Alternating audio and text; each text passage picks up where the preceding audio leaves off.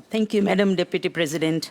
I'm delighted to have the opportunity to make my contribution towards the Public Health and Wellbeing Amendment Bill 2020. This bill will make important changes to the Public Health and Wellbeing Act 2008 to exclude noise and emissions from wind turbines and wind energy facilities from the nuisance provisions. This bill will assist the government with meeting its renewable energy targets by addressing a particular risk to investor confidence in constructing wind energy facilities in Victoria. Since getting elected in 2014, we have been providing reliable, affordable, and clean energy for Victoria. Renewable energy is on the rise across Victoria. People from the Western Metropolitan Region and other regions have adopted renewable energy with open arms. Solar and wind farms are being built with fast pace across the state. Since 2014, 26 projects providing 1,177 megawatt have been completed, and 6 projects providing 1,326 megawatts are undergoing commissioning and are already providing clean energy to the grid. 11 renewable energy projects totaling 1,744 megawatts are currently under construction. And because of this success, we have hit our renewable energy target of 25% renewables by 2020, sourcing more than 25% of our electricity from renewables last year. The previous government handed us almost nothing when it came to renewable energy. Since getting elected, we have delivered a great renewable infrastructure. People from opposition destroyed the renewable energy sector when they were in government through destructive planning laws and archaic ideological opposition to action on climate change. The massive investment has seen Victoria become a leader in renewable energy jobs. The Clean Energy Council's Clean Energy at Work study showed that more jobs were created in renewables in Victoria than any other state. The survey was comprehensive across the renewable energy sector. In fact, 30% of jobs in renewables were in Victoria, more than New South Wales, which had 24%, or Queensland, which also had 24%. The Victorian Renewable Energy Target 2030 will create 24,000 jobs, drive an additional $5.8 billion in economic activity, and reduce prices. $32 a year for households, $3,100 a year for medium businesses, and $150,000 a year for large companies. And we are not slowing down. We recently announced a market sounding to bring online another 600 megawatts of renewable energy through a second VRET auction. This auction will be linked to government usage, meaning we can use the power to run our trains, hospitals, and schools. This bill will allow for a much-needed appropriate regulatory framework for dealing with noise complaints in relation to wind turbines.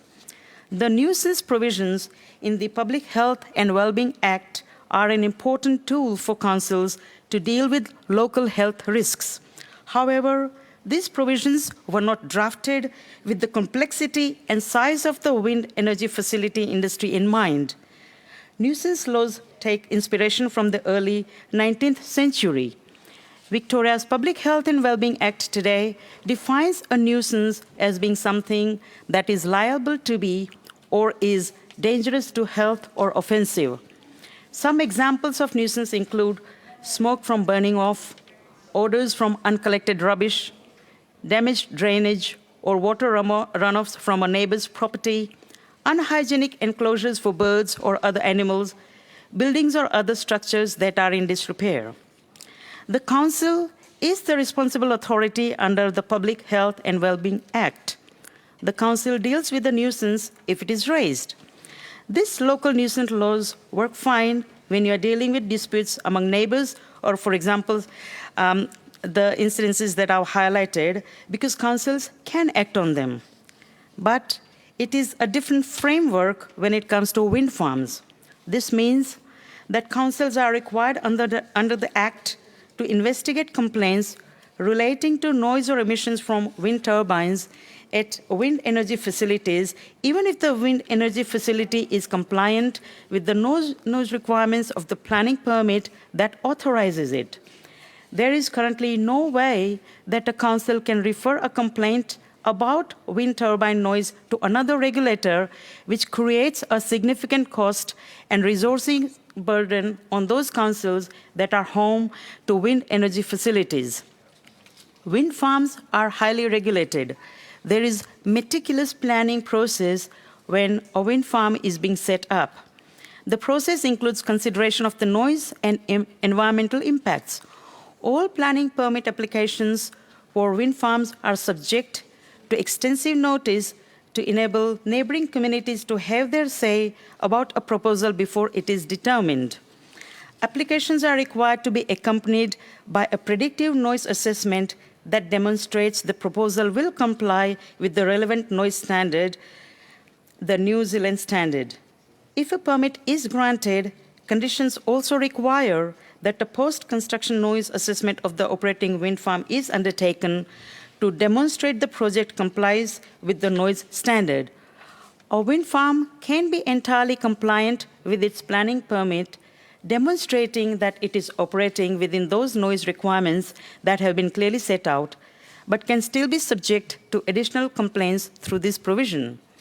This creates uncertainty for wind farm operators and community alike. Councils are not properly equipped to deal with these complaints.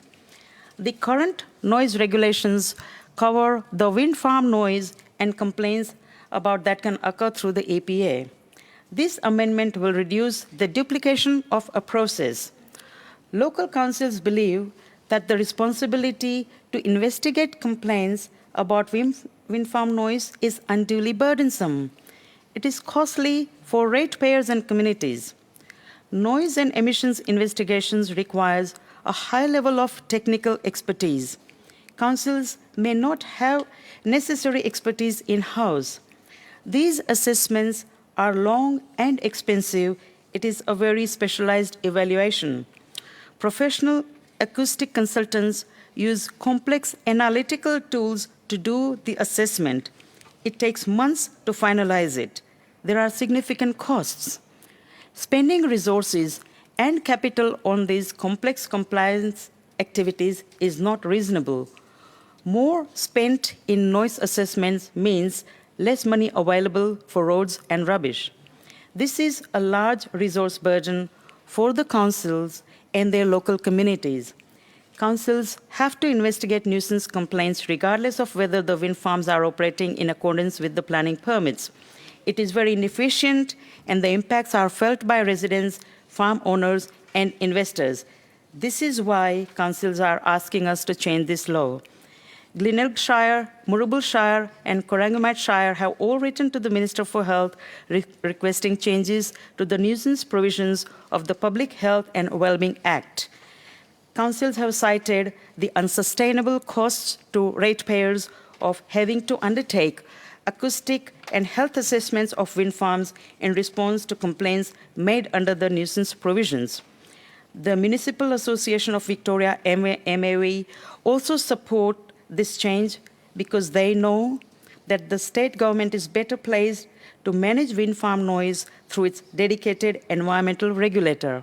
In fact, the MAV passed a motion asking the government to address inconsistency between the Public Health and Wellbeing Act 2008 and the Planning and Environment Act 1987 in relation to wind farm enforcement. The Wind Farm Commissioner, Andrew Dyer, also supports changes to the Public Health and Wellbeing Act. The Commissioner appointed by the Federal Coalition has played an important role in helping mediate disputes across wind farms. He has publicly supported changes to this act to bring it into line with best practice. As wind and solar farms have become larger, the permitting burden has become more significant. A person who is affected by noise or emissions from a wind turbine at a wind energy facility will still have the option of notifying the EPA, who will be able to investigate. If the person is unhappy with the EPA's decision, they can go to the Victorian Ombudsman, who can review the decision. The EPA will provide a consistent statewide approach and technical expertise, building on its responsibilities since 2018 in the auditing of wind farm noise assessments. This will mean that EPA will have a central regulatory role as the responsible authority for enforcing the general environmental duty and unreasonable noise provisions under the Environmental Protection Act. The cornerstone of the Environment Protection Amendment Act 2018 is the GED. The GED will focus on Victorian businesses, industry, and the community on preventing harm. The general environmental duty requires any person who is engaging in any activity that may give rise to risks of harm to human health or the environment from pollution or waste to minimize those risks so far as reasonably practicable. Victoria is a leader in environmental leadership. We were one of the first jurisdictions in the world to establish environment protection legislation and an Environment Protection Authority. Andrews Labour government was elected with the commitment to commission an independent inquiry into the EPA to examine whether EPA has the right powers and proper resourcing to tackle the current and upcoming environmental challenges. The Andrews Labour government has allocated significant resources to the EPA to rebuild it after a period of neglect during the previous government's term in office. The government has now committed an additional $190 million over 5 years to deliver these reforms. This is a massive investment in ensuring Victorians have the EPA we need to protect human health and the environment from the harmful effects of pollution and waste. This massive investment will boost the EPA's ability to detect, prevent, and respond to illegal activities and waste crime, including establishing a waste crime prevention inspectorate, introducing an electronic waste tracking system, and a waste crime intelligence committee with co-regulators and emergency service agencies. The opposition doesn't want Victoria to have the progress that renewables have brought. Besides the positive environment impact, renewable sector has brought many jobs to Victoria and Australia. Renewable energy sources are affordable, reliable, and helping reduce the emissions. The objective of the bill is to exclude noise or emissions from a wind turbine at wind energy facilities from the nuisance provisions, bring certainty and clarity to the wind farm industry and councils, and provide communities with increased confidence in the regulatory framework for wind energy facility noise, address duplication in regulatory schemes whereby a nuisance complaint can be made under the Public Health and Wellbeing Act about wind turbine noise, even if the wind energy facility is compliant with the noise requirements of the planning permit that authorizes it. This bill will assist the government with meeting its renewable energy targets by addressing a particular risk to investor confidence in constructing wind energy facilities in Victoria. I commend the bill to the House.